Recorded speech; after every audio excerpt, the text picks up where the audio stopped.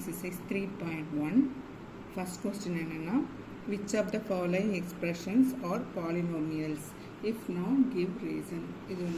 கொடுத்திருக்கிறதுல வந்து பாலினோமியலா இல்லைன்னா என்ன ரீசன் கேட்டிருக்காங்க 1/x cube plus 3x minus 4 இதில் வந்து நமக்கு என்னன்னா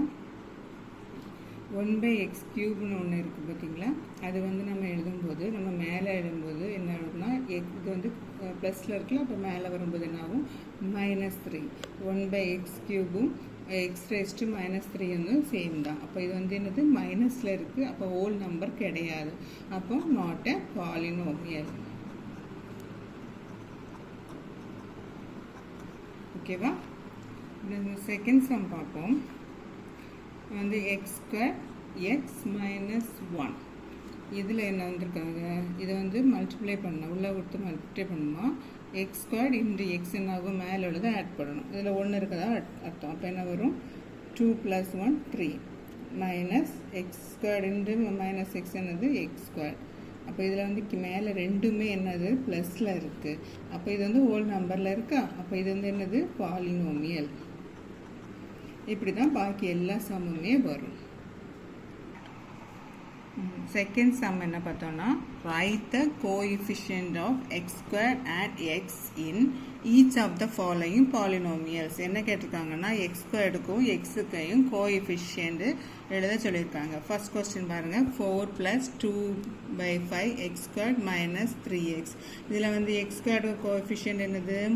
அது பக்கத்தில் என்ன இருக்கோ அதுதான் அதுக்கு கோஎஃபிஷியன்ட் அப்போ 2/5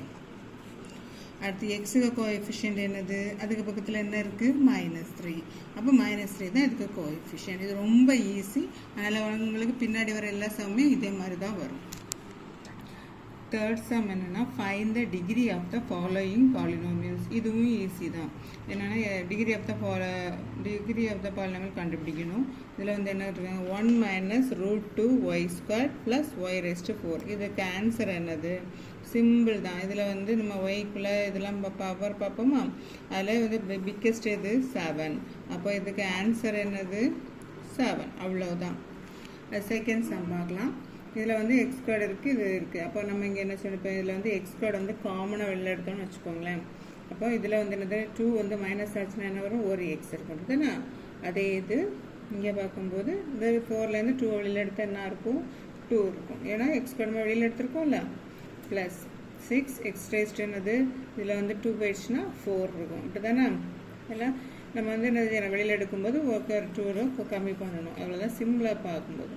x² கீழே x² இருக்கு அப்போ இதுவும் காமன் வெட்டிடுமா பாக்கி என்ன இருக்குது x - x² + 6x raised to 4 இருக்குது இப்போ இதில் பிக்கஸ்ட் என்னது 4 அப்போ ஆன்சர் என்ன வரும் உங்களுக்கு 4 இதுவும் ரொம்ப ஈஸியான சம்மு இதுக்கு பின்னாடியெல்லாம் சம் இது பார்த்தாலே உங்களுக்கு தெரியும் இது இந்த மாதிரி பிக்கஸ்ட் இது எடுத்து எழுதணும் அவ்வளவுதான்